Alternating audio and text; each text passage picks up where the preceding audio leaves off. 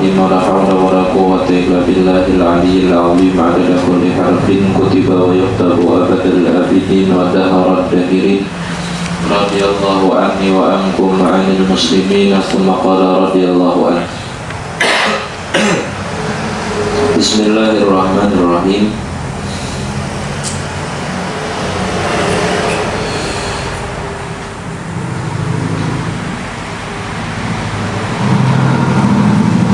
Sunnah pada hari Jumat itu Pak. Ya. Syarat-syarat khutbah sudah halal? Belum lagi lah. Bismillahirrahmanirrahim. Syarat-syarat khutbah: 1. Memperdengarkan khatib akan rukun-rukun khutbah kepada 40 orang yang sah Jumat. Jadi 40 orang yang sah Jumat ini, diantara yang kada sah Jumat adalah kanak-kanak yang belum balik. Jadi kalau ada dihitung di dalam jamaah itu 40 orang, tapi ada 5 orang kanak-kanak yang belum balik, berarti yang 5 tadi masuk hitungan kada? Kada masuk hitungan. Tak masuk hitungan. Atau misalnya ada 40 orang berkumpul, 5 orangnya musafir, yang musafirnya ini berapa? 80 kilo.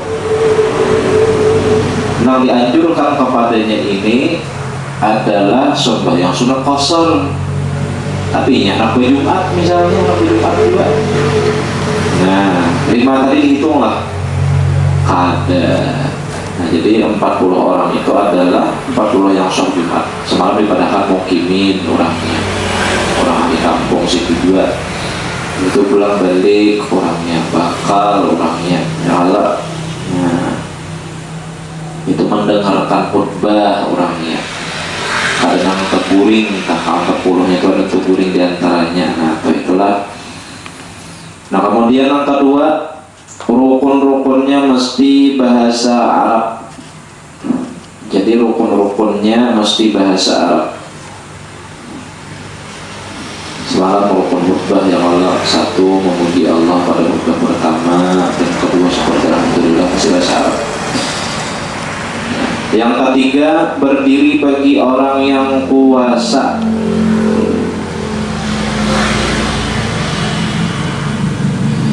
Jadi berdiri bagi yang puasa. Ada guru misalnya nangka tapi puasa lagi berdiri, tapi ada guru nang masih tahan kau berdiri, pakai nang kau berdiri tadi dulu. Ini. Yang keempat, suci dari hadas dan najis yang tidak dimaafkan. Menjadi korban nangka ini. Nah, yang kelima, menutup aurat. Menutup aurat. Jadi aurat itu nang terlihat aurat toh, itu adalah dari muka, belakang, kiri, kanan, atas. Berarti kalau dari bawah, terlihatnya dari bawah lain aurat. Nah, jadi misalnya pihak besi baju oblong, kenal sininya, gelewer sembahyang. Tapi misalnya di bawah pusat, lalu pas sembahyang tadi, pas serahatan rukuk kah? Rukuk, wah gana banget, tak lihat kawan lawan pusat tadi. Nah, menurut pendapat Imam Syafi'i, aurat kalain kan? Aurat, maka sembahyangnya batal karena terlihat aurat. Nah, itu muka, belakang, kiri, kanan, atas. Atau misalnya buloteng, bajunya oblong lah tadi, tidak sampai Allah dengan hamidah gelewer kawan mitihi mulai bawah mulai atas ke bawah mitihi. Nah, ya kawan pusat kawan kelihatan. Menurut Imam Syafi'i sebab terlihat aurat. Namun muka jelas saja, belakang jelas, kiri kanan jelas. Lalu kena dalam pikirnya ada timbul pertanyaan, kayak apa aja? Misalnya nih, ada orang nang sembahyang betapih tapi kada berlebihan. tapi kada boleh bisa. Nah, telanjang nih. Lalu ketika inya dilihat dari muka belakang kiri kanan atas, terlihatlah, kada terlihat. Tapi ketika inya sujud, dijimuk oleh kawan, kelihatan lentuhnya lah. Kelihatan nih, samping-samping lentuhnya kelihatan. Batisnya ada rapat, misalnya coba biar misalnya tes kawan kada berlapisan, suruh sujud, tapi nya kancang misalnya, itu di bawah kelihatan sisi mensisi daripada lutut ini.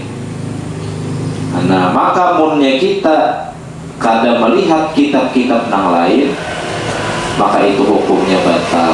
Tapi kalau kita melihat ada penjelasan itu dalam kitab I'anatul Talibin, khususnya untuk orang Betawi kada berlapisan, itu kada membatalkan lawan sholat meskipun kelihatan sisi daripada lentuhnya ketika inya sujud.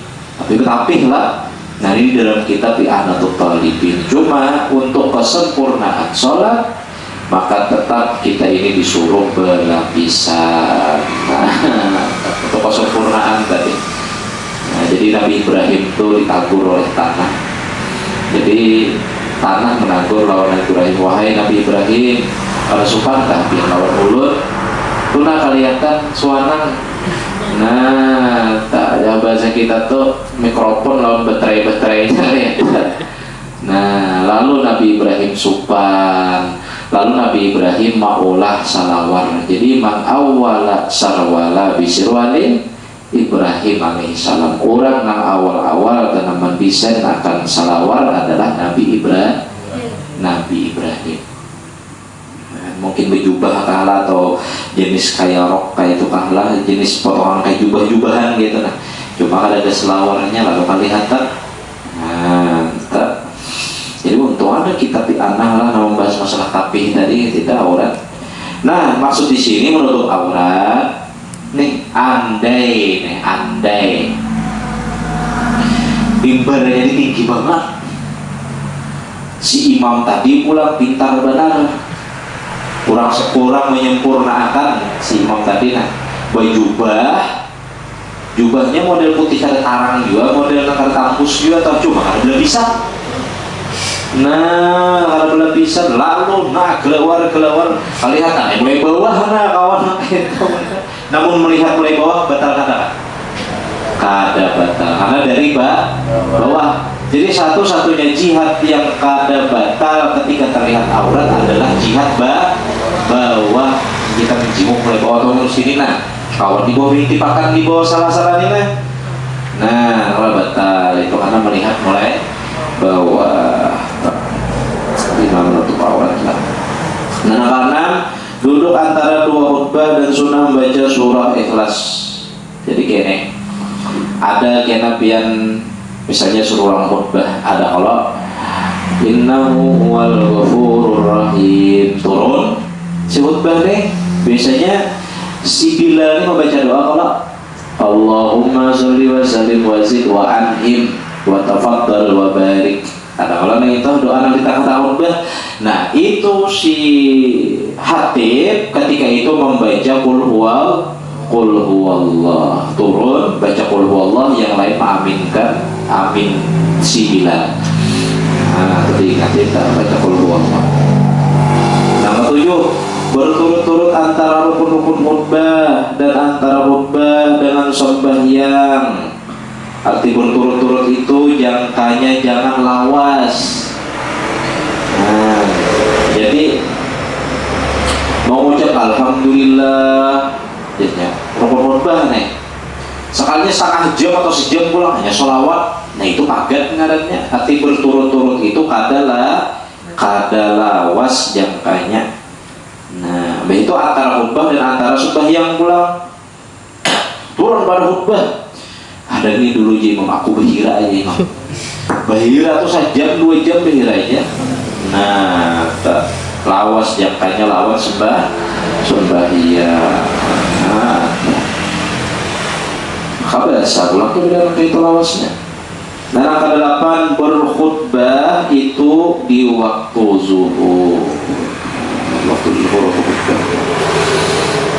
Nah, sunnah pada hari Jumat. Satu, mandi bagi orang yang hendak hadir Jumat. Jadi di antara niat mandi sunnah adalah mandi Jumat. Di dalam hati berucap saja, aku mandi di hari Jumat sunnah karena Allah Subhanahu wa Ta'ala.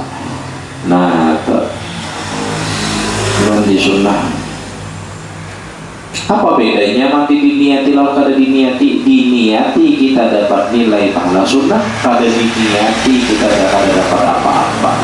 Artinya ia menggawi perkara yang mubah, kada diberi pahala sunnah. Apa yang membedakan orang awam melawan orang biasa? Padahal gawi orang awam lawan orang alim gawiannya sama, ibadahnya sama, cara wudunya sama, guringnya sama, tertawa kayak orang jua. Nah, biasanya yang membedakannya adalah bintangan kadar pahalanya. Ketika sampai di akhirat, si awam terkajut melihat si alim. Oh, kenapa pahalanya banyak? Ya sama doaku, wudu kayak aku, guring kayak aku, ibadat kayak aku. Lalu si orang alim tadi menjawab, setiap sesuatu yang ada nilai kebaikan maka diniatinya dengan niat kebaikan pula. Misal guring, orang awam guring, orang alim guring, tapi niatan daripada orang alim guring, khususnya guring di siang hari, adalah ditarkil ma'asi, untuk menjauhi diri daripada maksiat. Katimbang yang berarti orang, katimbang nongkrong di tempat kada karuan, mending guring. Nah, jadi guring itu pahala karena ada nih niat. Guring orang awam, guring mengaruh warai, kada ada niat apa-apa. Begitu makan, orang awam makan biasa saja, tapi orang alim makan, nah, membaca doa, nah, bismillah, baca doa makan. Untung makan pulang orang awam, ya alhamdulillah itu orang alim bebacaan pulang, alhamdulillahilladzi at'amana wa saqana wa ja'alna minal muslimin. Bacaan pulang, hendak minum bebacaan pulang. Berada di masjid, nawaitu an a'takifa fi hadzal masjid sunnatan lillahi. Bacaan orang awam biasa aja. Nah, jadi yang membedakan orang alim dua orang awam, kainannya di akhirat adalah kadar daripada pahalanya. Nah, jadi untung jadi orang alim di orang tahu. Nah, untung di orang tahu ya. Nah, sekadang-kadangnya setiap perkara aneh, nah mubah yang pernah pun digoda Muhammad, sekadang-kadangnya niatnya adalah lil itiba, mengumpat gawian Nabi Muhammad sallallahu alaihi wasallam. Nah, kedua, memakai pakaian putih. Nah, jadi sunnah hari Jumat itu memakai pakaian putih. Kalau kada bisi pakaian putih, pakai pakaian yang terbaik, yang pian bisi, walaupun kada buga, yang penting bersih. Nah, tapi saya kada bisi juga, pakai pakaian yang terbaik. Yang ketiga, memotong kuku. Memotong kuku di hari Jumat disunnahkan karena mewarisi alim dan sugih. Nah, jadi orang yang memotong kuku di hari Jumat itu mewarisi alim dan sugih. Nah, alim dan sugih. Waktu saya dijadwali hari Senin misalnya motong kena belum Jumat, atau setiap hari Jumat motong kuku, itu bagus. Nah, yang keempat, mendengarkan bunyi khutbah dan diam. Bila orang sudah mau khutbah, jangan laga berbuat sia-sia. Faman laga fala jum'atalah. Siapa yang berbuat sia-sia maka tiada Jumat baginya. Termasuk orang yang berbuat sia-sia adalah orang yang berkata al-musid. Apa itu? Nah, bila orang sudah mengubah kawan ngepakah lagi begayaan dosa takut bilakannya. Bila kita menagur aja kita, berarti termasuk berbuat sia-sia. Dan orang jangan ubah. Orang menagur itu sebelum khutbah takuri. Nah, menagur itu. Jadi berdiam aja. Dan biasanya orang nang khutbah ini pulang, kebanyakannya terguring ima namu khutbah kalawasan atau biasa misalnya makmumnya juga nang dasar pangguringan. Nah jadi bilanya terguring di hari Jumat dalam keadaan bersandar kayak maka ini adalah hukum orang nang kada kawa menjaga akan dubur. Orang nang kada kawa menjaga dubur itu termasuk adalah orang nang guring dalam keadaan berabah. Nah berarti orang nang guring dalam keadaan duduk adalah hukum orang guring dalam keadaan berabah. Maka orang nang guring dalam keadaan duduk sama dengan orang guring dalam keadaan berabah. Orang nang guring dalam keadaan berabah itu membatalkan akan wudhu. Nah, jadi ada dulu di pondok kasus. Ya mungkin yang masuk pondok nih tahu kebanyakan ini. Awal anak sembahyangan berjamaah, bahasa berjamaah. Anu mbah maghrib terguring orangnya. Jadi digara kawan karena waktu isya. Kawan-kawan bangun, mbah bangun langsung 4 anak berjamaah, dia kawan wudhu dulu. Aku aja kada batal wudhu aja, kada paham. Padahal guring dalam keadaan berabah membatalkan wudhu. Ya kada paham kada batal wudhu aja. Ikam tadi tuh guring aja kawan, ada jago takalak banare tadi aja. Ia kada paham bahwa guring atau takalak kalau sebentar tuh guring data. Zawalul akli hilang akal membatalkan wudhu. Nah akhirnya dijelaskan, oh hanya paham berapa tahun sudah inya sembahyang isya sebelum isya tuh guring. Jadinya kada batal adanya. Nah jadi pian punya hendak juga atau guring lah misal atau duduk. Nah selama duduknya tetap kada ta'alih pinggang atau muridnya atau kada ta'angkat, maka selama itu kada batal wudhunya. Misal guring, nah rejut kepala tapi kada ta'angkat, batal wudhunya lah kada. Tapi bila ta'angkat naik aja batal lah, batal. Apa sebab? Karena pikir pakai husnuzan masih kayak nah rumusnya nah. Apabila mata tertutup tuh murid terbuka, kerutut 1000 itu terbuka. Nah makanya rajin bilanya kita bangun guring pengantutan ada yang pengantutan ya. Nah kenapa gerak? Karena itu gas keluar masuk di situ dalam keadaan guring, mata tertutup, murid terbuka. Nah lalu orang yang guring itu nang dalam keadaan kada tetap guringnya itu diihtimalkan sama orang bakan. Tapi kalau orang dari awal inya bangun lalu inya jaga muridnya supaya jangan tegara, kalau terguring maka muridnya kada terbuka, maka hukum kada tekan. Jadi orang yang angkat atau geser hukum tekan tuh. Nah paham lah kita lah. Nah jadi mau nyata geser, nah ya misalnya batal atau bersandar atau guring kadang-kadang tergeser batal. Nah itu batal. Jadi orang yang bersandar terguring di hari Jumat pas bangun maka inya diwajibkan berwudu pula. Wudu. Nah, terwudu tak.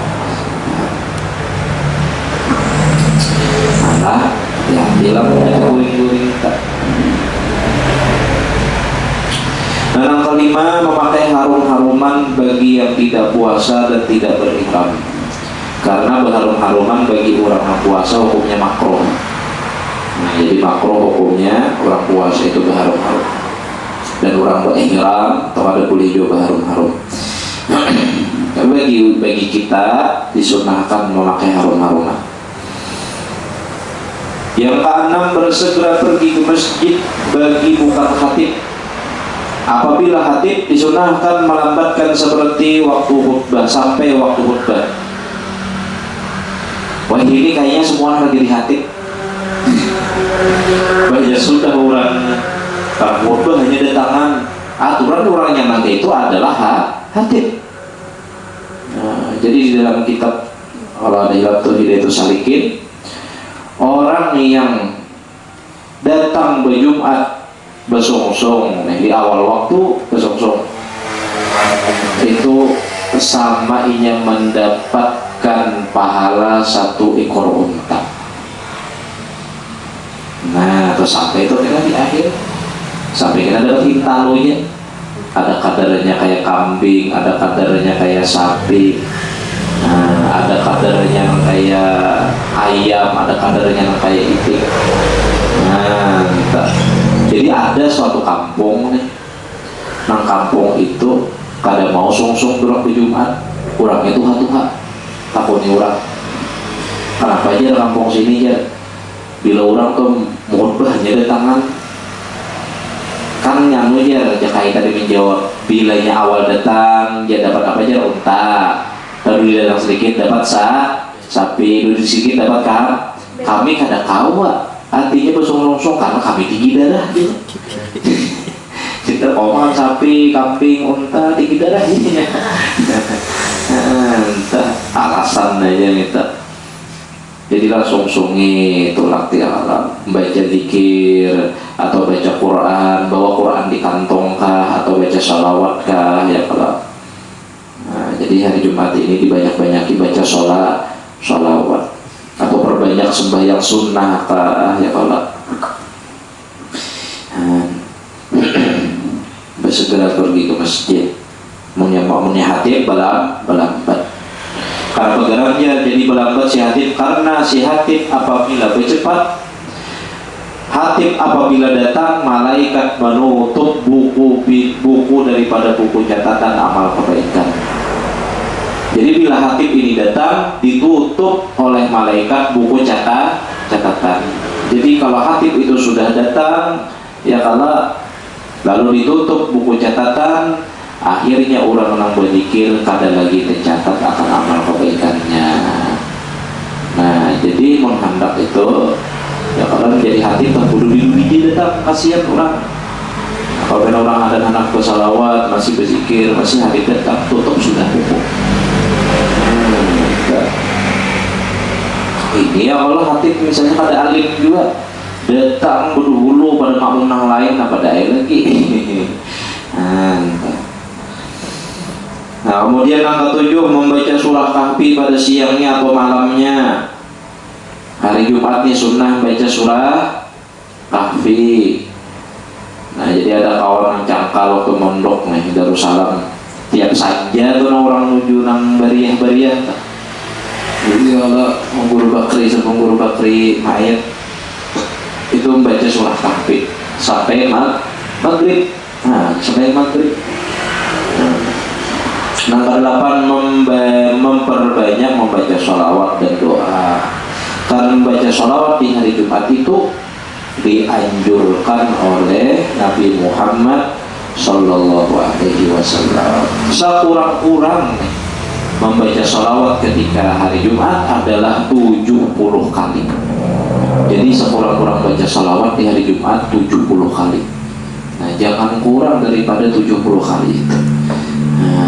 Ada faedah besar. Kita akan banyak penjelasannya kita minggu-minggu kita. Dari Sayyidi Abdul Wahab Asy'arani, siapa yang senantiasa membaca 2 baris syair ini tiap-tiap Jumat, niscaya mematikan oleh Allah atas agama Islam dengan tiada diragu-ragukan lagi. Yakni syairnya, ilahi lastudil firdausi ahla wala aqwa ala naril jahimi fahabli taubatan waghfir lunubi fa innaka ghafirul dzambil azimi. Ini sudah tak ada di wadah kita. Tahu kalau di luar lah ujar buhannya apa aja, syair apa aja, syair Abu Nawas. Syair Abu Nawas. Nah, ada juga yang mengatakan bahwa membacanya 5 kali setelah seminggu. Ada yang 3 kali, ada yang 5 kali, ada yang 7 kali.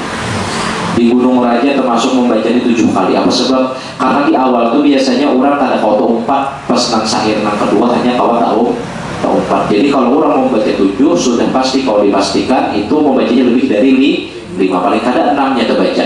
Karena di awal tuh biasanya model terdiaman dulu hanya pas di tengah sahir hanya mau empati. Kalau mentok di 5 biasanya membacanya, terus paling kadang makmum terbaca 4,5 atau terbaca 4. Nah, tahu mau dibati-bati ini berapa kali gitu. Nah, jadi ada kil yang mengatakan bahwa Abu Nawas itu adalah orang senang berbuat maksiat sebenarnya. Ini adalah ada yang mengatakan penghibur daripada pejabat, hibur daripada raja, dan kill ini kan bagus. Nah, ada kill yang gitu mana karena kill aja. Yang ada juga kisah-kisah yang bagus-bagusnya cuma ada gitu. Nah, ketika meninggal dunia, Abu Nawas ini sezaman lawan Imam Syafi'i rahimahullahu ta'ala.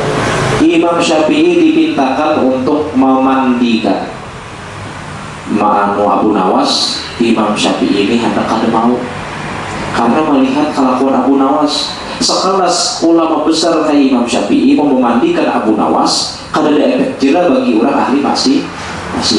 Jadi zaman itu orang ahli maksiat itu bujur-bujur dijarai supaya apa? Supaya orang jangan wani membuat maksiat. Nah, jangan wani. Bahkan Nabi Muhammad orang nang bisi utang sekalipun, Nabi Muhammad kada hakon menyembahyangkan sampai ada sahabat yang menjamin daripada utang sahabat tersebut. Kayak itu juga yang dilakukan oleh Imam Syafi'i supaya memberikan efek jerah dari orang ahli maksiat. Nah, cuma kehalusan hati Imam Syafi'i akhirnya dipaksa oleh orang mau memandikan. Dilihat tubuhnya Abu Nawas tadi, pas Imam Syafi'i membuka-buka baju daripada Abu Nawas tadi kan digunting nih. Di baju Abu Nawas itu ada kantong. Sekalinya dibuka kantongnya ini ada surat yang bertuliskan, "Ya Allah, hamba ini adalah orang yang paling banyak dosa kepada pian. Hamba orang yang paling banyak maksiat kepada pian. Jikalau orang yang boleh berparak dua pian hanyalah orang soleh, kemanakah hamba yang banyak dosa ini akan mengadu? Kemanakah hamba yang banyak dosa ini akan berparak ya Allah kalau pada kepian?" Nah, tuh bujur juga jakahnya tuh hanya orang soleh aja yang boleh berparak doa Allah. Kemana ulun ini nak ahli maksiat nak meminta ampunan, kemana pada kepian? Akhirnya Imam Syafi'i menangis melihat syair daripada Abu Nawas. Ya, termasuk ini nah hilas tulil firdausi ahlak. Ya, artinya ya Allah, ulun bukan ahli surga, wala aqwa ala naril jahimi, dan ulun kada kuat juga bila pian masuk akan ke neraka. Boleh kan? Nah ya Allah, ulun lain ahli surga, cuma ulun bila pian masukkan ke neraka ulun kada tahan. Bagi Tuhan kemana kalau hendak? Fahab beri taubatan waghfir dzunubi. Nah ya Allah, ampuni jagin ulun sudah, nah ampuni dosa ulun, fa innaka ghafirudz dzambil azim. Sesungguhnya Engkau lah Tuhan yang mengampuni akan segala dosa-dosa yang besar. Nah, terpujur juga nah jadi Abu Nawas, ya Tuhan ulun ini kan ahli surga tapi bukan hakon di neraka. Ini ampuni ulun, napa habili taubah. Ampuni. Nah itulah artinya apa ya, kalau orang ahli maksiat selamanya masih hidup di dunia, pintu taubat itu masih Allah bukakan, sekalipun inya sehari itu nah bermaksiat 70 kali banyaknya, tapi 70 kali bertaubat Allah masih mengampuni akan taubat hamba tersebut. Nah, kemudian kainat uzur Jumat, satu diantaranya hujan yang membasahi pakaian. Wallahu a'lam bishawab.